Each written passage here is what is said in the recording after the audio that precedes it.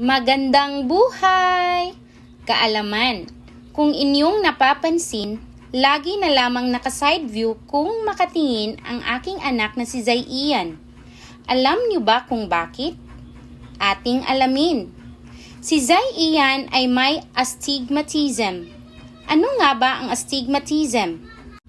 Ang astigmatism ay isang karaniwang problema sa mata na maaaring maging malabo o madisturbo ang iyong paningin. Nangyayari ito kapag ang iyong cornea o ang malinaw na harap na layer ng iyong mata ay may ibang hugis kaysa sa normal. Ang astigmatism ay karaniwang namamana o kondisyong na ipapasa ng mga biolohikal na magulang sa kanilang mga anak.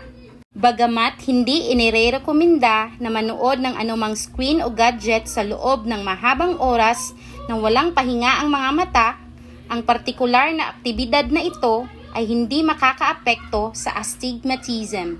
At ano ang pwede nating gawin? Ang pagsusuot ng corrective lens ay nakakatulong sa pamamagitan ng pagpigil sa hindi pantay na mga kurbada ng iyong cornea o lens.